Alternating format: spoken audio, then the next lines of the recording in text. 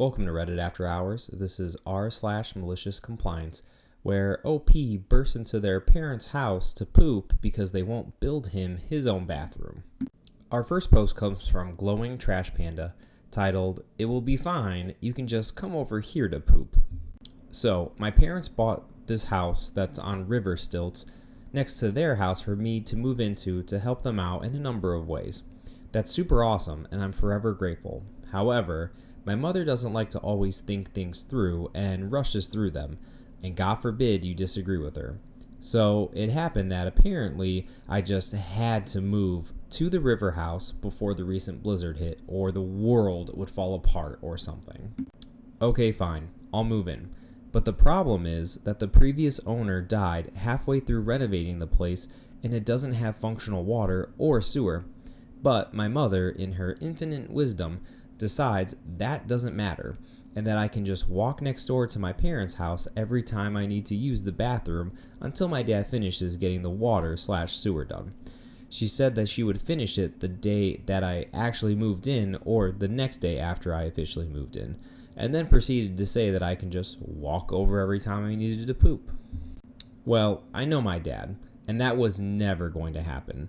And while I'm no stranger to having to pee in a bucket or in a hole in the ground when camping, needing to poop and having to do it in a trash bucket and then having to deal with all of this is just something that I am not willing to do. I've been here for 4 days now, and while I tried to not eat/barely eat anything over the weekend in hopes that my dad would be able to finish the water/sewer system on Sunday or Monday, that still didn't happen. For context, all of the outside of the house stuff is done. It's just the inside the house stuff that needs to be built. I can't take it anymore, so I finally had to eat some actual food and not just candy to keep my blood sugar up, and come Monday and Tuesday, because I was starting to get super woozy and dizzy. Well, now it's 1 o'clock in the middle of the night, and I woke up with nature calling. So, as quickly as I could, and without having an accident, threw on my outside gear. It's currently almost 0 degrees Fahrenheit at my house right now, and I decided to run over to my parents' house next door, only to discover that their door wouldn't open. The handle would turn, but the door wasn't budging. It was probably stuck because it was frozen. So, I proceeded to use my old cop knock from my EMS days to get one of them to open up, because I'm about to poop my pants right here on their porch at this point. My mom comes and opens the door a second later, thank God, but she tries to lecture me on how I didn't need to scare her and dad awake at 1 a.m. Meanwhile, while she's trying to lecture me, I'm running down the hallway to their bathroom while pulling my pants down, just yelling, "I gotta freaking take a poop and I ain't using a trash bag." I will continue to not care about waking her up at night if I need to take care of business. She said I could come over anytime I needed to do so to use their bathroom, and it's not like I can schedule when my body needs to do its thing to only happen during normal waking hours. Maybe now she will actually start to listen when people try to point out why she shouldn't do certain things and rush into certain things. It probably won't happen, but a girl can dream.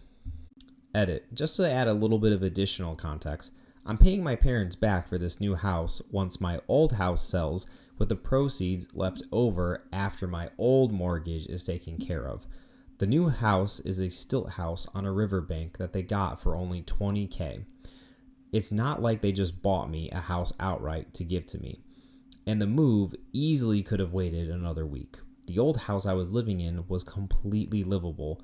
My mom is just irrationally impatient about things and doesn't listen to others at all when she gets an idea in her head about how things should go. OP, you're a better man than me. I would not have moved into a house with no running water and no sewer system. How are you supposed to shower? How are you supposed to cook certain things? Like, if it could have waited a week, I would have absolutely not caved in on that one. Our next Reddit post is from DubSMM, titled, "It's My Job." A few years after 9/11, I was working at a manufacturing facility a couple hours from Jackson Hole, Wyoming. A part of my job was interacting with the electric utility on outages, safety, and maintenance. In the spring, our department admin was assigned to plan an executive gathering in Jackson Hole. 10 executives for 5 days. She shared that the budget was over $100K. The executives would take half a day side trip to the manufacturing facility to visit us peasants. I also found out that they were taking a helicopter in from Jackson Hole, which was a need-to-know basis, and I was not supposed to know. Also, no helicopters were supposed to be inbound since 9/11 had taken place. Cue the malicious compliance.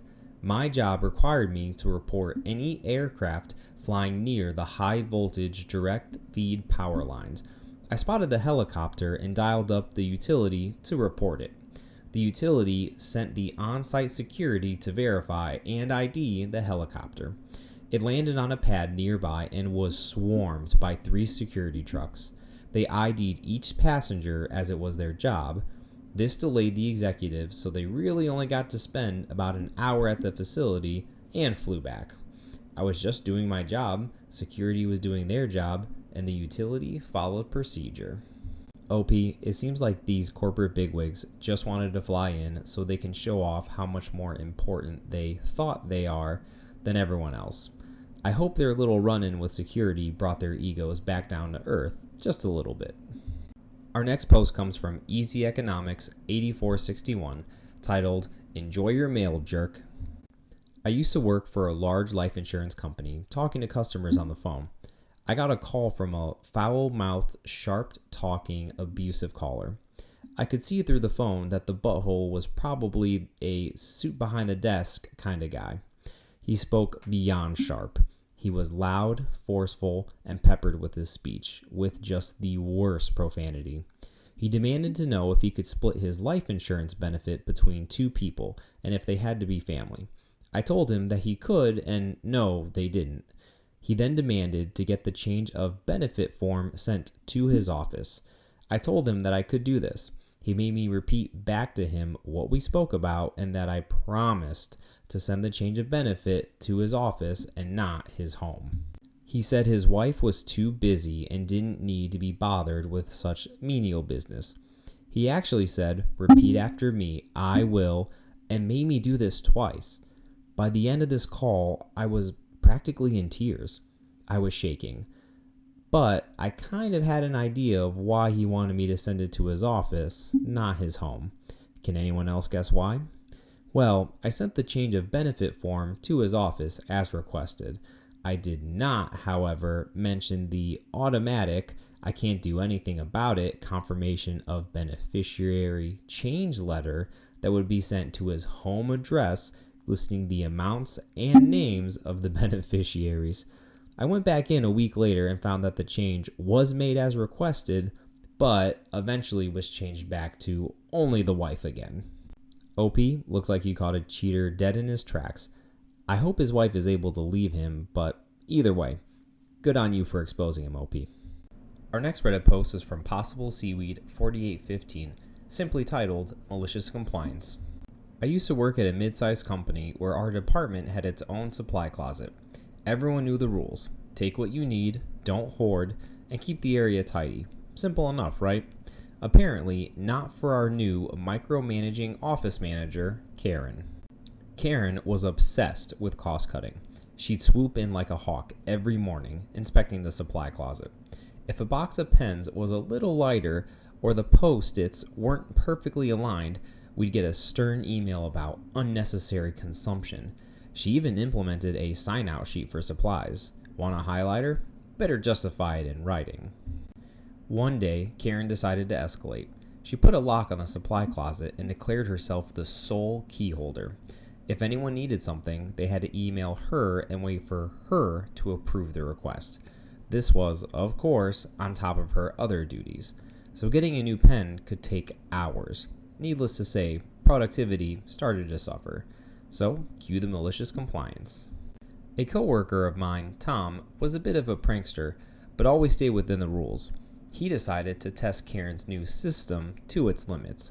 Every time he needed anything, no matter how small, he emailed Karen. Need a singular paperclip? Email. Need to replace a dried out marker? Email. Stapler jammed? You guessed it. email. Tom's meticulousness inspired the rest of us. Soon, the entire department was flooding Karen's inbox with individual requests. Since Karen insisted on handling every single one personally, she quickly became overwhelmed. Approving requests started taking days instead of hours. Meetings were delayed because people didn't have notebooks. Presentations stalled because someone was waiting for a dry erase marker. Management started noticing the bottleneck. Our department's performance metrics were plummeting, and everyone pointed the finger at the supply chain fiasco. Karen tried to defend her system, claiming we were being wasteful and needed structure. But the evidence was clear. Her micromanagement was backfiring. After a particularly disastrous week, upper management finally stepped in. They not only revoked Karen's authority over the supply closet, but also gave her a formal reprimand. The lock was removed, the sign-out sheet disappeared, and we went back to the honor system. Karen was humiliated. She kept a low profile after that. And as for us, we may have lost a week of productivity, but the petty satisfaction of watching Karen drown in her own bureaucracy was worth every single second. OP, there is almost nothing more frustrating than upper management coming in and changing things out of the blue just so they can feel a little bit more important. When I was in the military, anytime I transferred duty stations and I was in charge of a platoon, I always made sure to sit back, watch how things were operating, and if things were going smoothly with how they already had things, I didn't change anything. I tried to fit into the new organization and be a team player. It seems like a lot of these managers in the civilian world all miss out on that concept. Our next Reddit post comes from NomNomKM, titled, "Heavy fines for running the red lights made people not move even in an emergency situation." So, in Vietnam, they just implemented a new law that fines heavily people who don't comply by traffic lights. About 5 to 20 million dong, which is about 1 to 2 months of the average wage here. This causes situations where even where there is an emergency situation, like an ambulance or a fire truck needing to pass through, many people just won't move to let those cars pass by. Some comments on the internet even said that they would rather let a stranger die than let their family go hungry. Yeah, I don't know. I think it's malicious for sure, but there are of course rules here that state if you disobey a traffic rule in an emergency, you won't be fined. But it seems like many people either don't trust them to not fine them, or they just don't know the rules.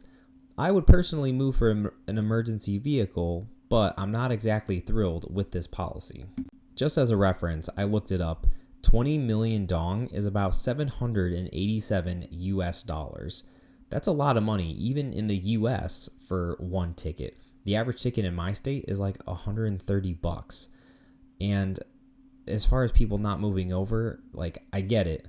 You don't know the person on the other end of the emergency, but if you can't feed your family for 2 months, you know the person on the other end of the table and the child that's going to go hungry. It's just a sad situation all around. I hope they get rid of that, OP. That sounds like it really sucks. Our next Reddit post comes from Smoky Moonman, titled, "Don't want to reimburse me? Okay." I work as a breakfast cook for one of the largest hotel chains in the world at a 4-star single-lettered hotel in the largest French-speaking province in Canada. Each cook is given a stipend of $200 to buy personal equipment for like peelers, rasps, knives, things like that. I bought a 7-inch non-stick ceramic frying pan for myself. They have 7-inch Teflon pans here already, but due to people not taking care of them, they're mostly scratched. It's worth noting that our current chef was brought in to lower the costs of the kitchen, so of course our quality of food has gone down drastically. During the holiday break while I was off, they bought new egg pans, but they were 8-inch pans instead of our traditional 7-inch pans. When I filed my receipt, I was told by HR that the pan I bought wouldn't be reimbursed. I only paid $35 for it. They told me that the hotel is supposed to cover the costs of pans, so too bad, so sad. Okay, fine. I'll start to use your larger pans for the omelets then. Now our omelets are too big for the plates and I have to use more inventory to make the omelets look like we aren't skipping out on our product. Good thing you guys wouldn't pay me back for the pan that costs half the price of what you bought the new pans for at a larger size and a larger cost to our inventory. The continued corporate nonsense. I wonder how long it's going to take the hotel to realize that even though he was brought in to lower costs, in the long run, he's raising costs because he's spending more to make every single omelet now that they have to make because you have to use more eggs for each pan that you make an omelet in. He's costing the company more money every single time you make an omelet. I wonder how long it's going to take him to get fired. Who knows, OP? Maybe you'll take his place and actually implement things that make sense. That was Reddit After Hours, bringing you r/malicious compliance. If you like these stories, be sure to like, comment, and subscribe as we put out new Reddit videos almost every single day. And to everyone else that's already subscribed, thank you so much for your support.